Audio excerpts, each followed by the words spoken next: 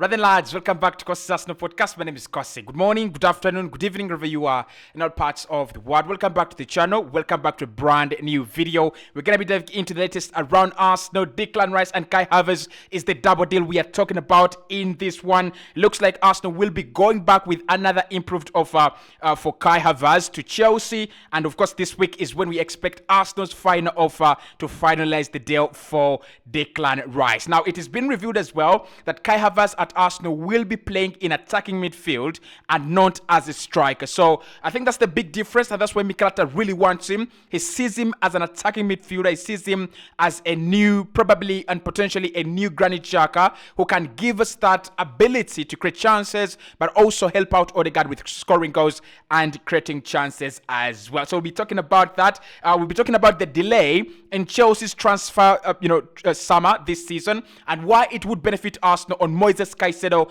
and maybe on a couple of other deals, because it looks like they will be waiting for Mauricio Pochettino to take over as manager on the 1st of July. That means that if Arsenal can wrap deals by the 1st of July, if we can wrap the Moises Caicedo deal by the 1st of July, it means that we can oust Chelsea and be there fast. Now, the interest from Bayern in Kai Havertz has been played down by Pletigo. Very, very credible journalist, very, very credible source from Germany. He says he does not know of any interest from in Kai Havertz from Bayern Munich. He says the few names that have been discussed, Kai Havertz is not one of them. We'll be discussing that as well, and the tragic story of Nicolo Barella ending up at rivals Newcastle. They are very close to signing him. They're very, very close to getting him. They're working hard, and Arsenal, I thought we should have had a shout on Nicolo Barella. I thought we should have tried to sign Nicolo Barella, but it's going to go to Newcastle for 50 million euros. That is less than 45 million pounds. That is a bargain. That is a steal. He doesn't belong to Newcastle. But we'll be diving into that as well. In the comment box below, let's have the conversations. Rice, Kai Havertz, is that a good transfer window? And you see maybe Arsenal concluding one of those deals in this week? Are you convinced we can do deals early now, given the fact that we did some early deals last year as well? But Kai Havertz and Declan Rice, is that at least a 6 out of 10 transfer window for the moment? Let's get this video to 500 likes and let's get into the conversations. Now, first and foremost, Arsenal are trying to get this deal done for Declan Rice this week.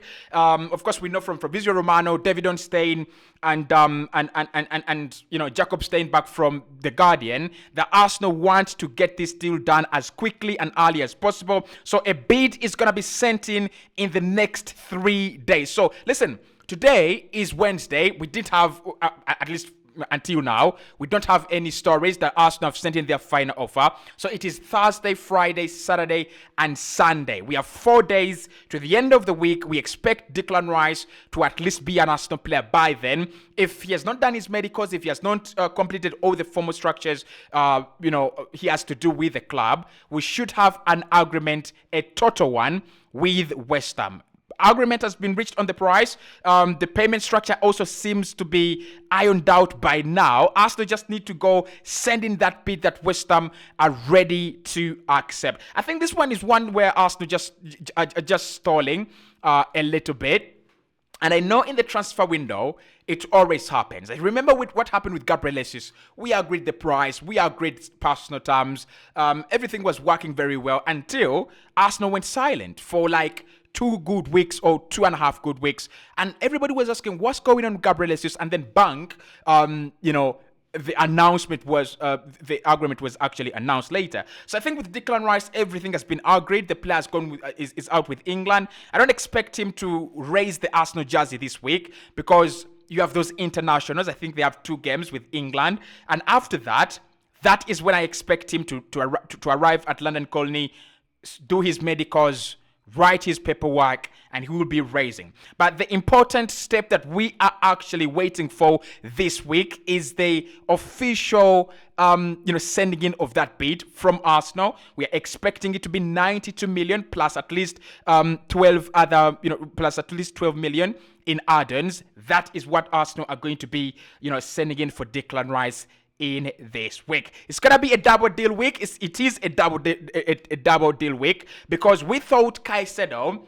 was going to be the direct next deal after Kai Havertz. It doesn't seem like that. It looks like Arsenal are going to sign Kai Havertz next after Declan Rice. Now, this one is the deal that most of us never thought it was going to happen. You remember when we did that video about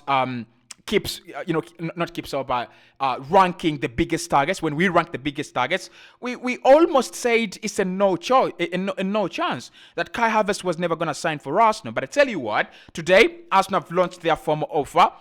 Initially, Chelsea have gone, okay, we've seen that, but it's not enough. We want 70 million. Arsenal have said we do not want to pay 70 million or 75 million euros at this point in time for Kai Havertz. But if you agree to substantially reduce the price, we are definitely going to, sign Kai Havertz. So for me, I think, listen, Arsenal know that Chelsea are in a very precarious situation. Arsenal understand the difficult position in which Chelsea are, and the reason as to why we do understand that, we've been there before. We've been in a situation where we need to offload players like desperately. You remember when Mikel Arteta came in December 2019? His first full summer was the summer of 2022, and much of the work we did then was offloading players, right? Aubameyang didn't leave in the summer of 2022, but we were looking to offload Aubameyang, Pepe, Ozil, all these big name signings, all these big names in the dressing room. Mikel Arteta was looking to move them on just to find a new starting point. And it's gonna be very hard for Chelsea for me. It's gonna be very, very hard for Chelsea to start over with Pulisic, Kai Havertz, Mason Mount, and all these players still there. Because look, psychologically, I think they have already gotten used to the fact that this project is going nowhere. So for Chelsea to move on, it's only respectable and understandable if they go, okay, whatever we can get in Romelu Lukaku, he was a bad signing. Whatever we can get in Mason Mount, he's a good player, but he doesn't want to be there. Kai Havertz as well doesn't want to renew. And all these other players that are going to disturb, the dressing room because they don't want to be in the side, they definitely need to be moved on. And because all these players don't want to be there, definitely Chelsea will get really low revenue for these players, right? I don't see how they buy more players without, selling. Like, I don't know. They have just turned down two proposals. One for Arsenal, for Kai Havertz, and the other from Manchester United for Mason Mount, right? They believe they can get those astronomical figures in the sale of these players.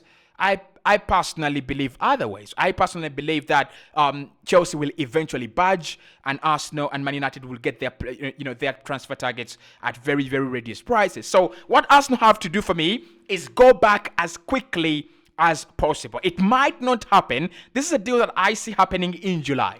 Like, this is a deal that I think will drag on and drag on and drag on. And Arsenal will keep there because they know Chelsea will reduce. Chelsea have already shown their willingness to reduce the price. They just want to see if Arsenal are really serious or even desperate to sign Kai Havertz. But with Real Madrid out of the picture and Bayern now out of the picture, this is what I've learned in the past few minutes. Bayern Munich's strong interest in Kai Havertz does not stand. That is according to Florian Plettenberg, who writes as Plettigol on Twitter. Very strong German source. He says that there is no confirmed interest from Bayern in Kai Havertz, and then he says at the moment that Bayern have not even sorted out their boardroom issues, right? They did let go of their CEO, they did let go of their director of football, so they need a lot of time to get these deals done. Thomas Tuchel, of course, is pointing at players. He did point at Declan Rice, but of course they don't have that board to make the decisions. That had to go unchallenged. Arsenal did get that one unchallenged, and then Bayern, if Thomas Tuchel, it is true that he wants Kai Havertz because they've worked together, Bayern cannot sign him. Like, they cannot sanction the move. They can't sanction the deal, which will actually work in our favor, right? But maybe what would work in Bayern's favor is that Chelsea will wait until Mauricio Pochettino starts work in office officially. That's going to be on the 1st of July, until they can commence with their summer transfer plans. It's disastrous to their own transfer plans, especially Caicedo and Rice, because Arsenal by that time could have signed Rice and Caicedo, for me, in my opinion. But it also allows us that extra period of time to negotiate and renegotiate and, talk to Chelsea. Let them know that no one is going to give you 70 million or 60 million Kai Havertz. But hey, if you want 47, 48, we are willing to take him at the Emirates Stadium. And Mikel Arteta, according to, again, another story coming up, there is a lot coming out in regards to Kai Havertz. Mikel Arteta is planning on using him as an attacking midfielder. So this season, and you remember that I made a bet last season that Xhaka would score 10 in the Premier League. He scored 7. Because I did that because he was playing in a much more advanced area. Don't worry, I'm just going to be like Simon Jordan. One point in time, I'm going to have a lot of coins worth $100 and I'll pay off my debt, right? But I think with Kai, if you played him as an attacking midfielder, where Xhaka has been playing, aren't we replicating his position at Bayer Leverkusen? I mean, it's not, we only have to think about it. We've talked about this in the recent 2 videos extensively, but you remember him at Bayer Leverkusen, Julian Brandt on one side, right? I think, was it Patrick Schick then as striker for Bayer Leverkusen? I don't know if it was, by that time, it was Patrick Schick who was their striker. And then they had another winger that I really struggle to remember right now. So I'm thinking maybe that's what Mikel Arteta wants to do with him. Maybe that's what Mikel has identified, and he has realized they're using him wrong at Chelsea. They are, tarnishing his career. I could easily turn his career around. And I have no reason to say no to Mikel, because he has turned around the career of Martin Odegaard, who everyone thought, the wonder kid who never realized his potential. Right now, best player at Arsenal, one of the best midfielders in the Premier League. Like, everyone thought he was going to be one of the best in the Premier League, and he is now. Of course, you think about Gabriel Martinelli, the injuries that have not happened this season, but also the finishing. He's playing him as an inverted right winger on the left-hand side. And he's doing wonders as well. He's scoring so many goals, 9 penalty goals, 14 non-penalty goals for Arsenal. Actually, 15 non-penalty goals for Arsenal in the Premier League. That should be amazing enough. So for me, Kai Havertz, attacking midfield, I'm buying into the idea. And if Mauricio Pochettino comes in and the player communicates his decision that doesn't want to play for him, doesn't want to stay, it's going to be absolutely massive. Absolutely massive. Now, I also wanted us to talk about a little bit about Moises Caicedo in this one, as we talk about Havertz. Chelsea face a very difficult decision.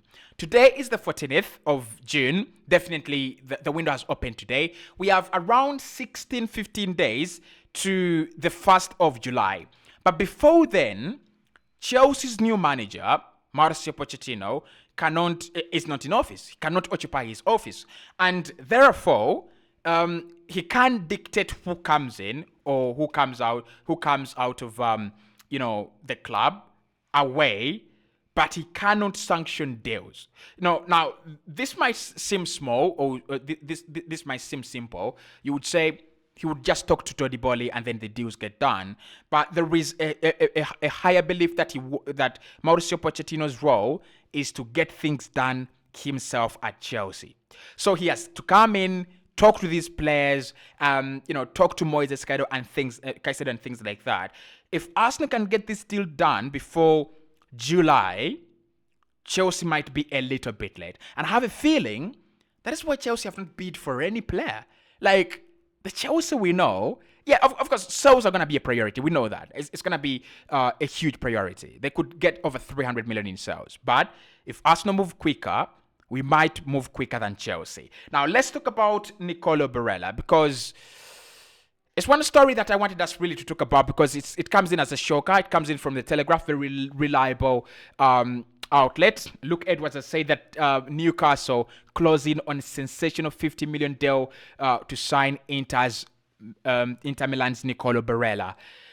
And Look, I even don't want to talk about this deal in a way that excites me. That he will become a Premier League player, and I will be excited, because I won't be excited if he becomes a Premier League player and is playing for a rival, the level of Newcastle. Newcastle are the true representation of our model. The last 3 years, Arsenal have built this team brick by brick, ounce by ounce. And Newcastle literally have figured out what Arsenal failed to figure out in the last 3 decades. Newcastle figured it out in 2 years. Look at their signings. Nick Pope is such a great goalkeeper. Steven Botman is one of the best left-footed centre-backs in the Premier League. Fabian Schär is an undisputed quality right centre-back. Trippier is the best right-back in the Premier League. Kieran Tierney, if he joins, will be a really massive addition to their side. You look at Bruno Guimaraes and how much they paid for him, and Joe Linton and how he's become a much better player under Eddie Howe. I think they will really get the fruits of Alexander Isak after having such a good campaign for them, and they're going to sign more players. Can you believe that they've built such a wonderful UCL squad within 12 months? Within a space of 12 months, Newcastle have built a UCL qualification squad that has qualified for UCL ahead of Liverpool, Chelsea, Tottenham, Aston Villa, clubs that spent huge amounts of money. And now, there must be some rule to stop Barella to Newcastle. Because just imagine Barella in that midfield alongside Maddison, or probably on potentially alongside Dominic Szoboszlai. It's a joke, because Barella is a massive upgrade to Joe Linton, right? If they've been playing that way, if they played as exciting as that with Joe Linton, who is for me an equivalent of Fred at Manchester United, how about Nicolo Barella, Champions League finalist, Italian Serie A winner? He's won the Italian local cup with Inter as well. He's won silverware. This guy should be Inter's captain.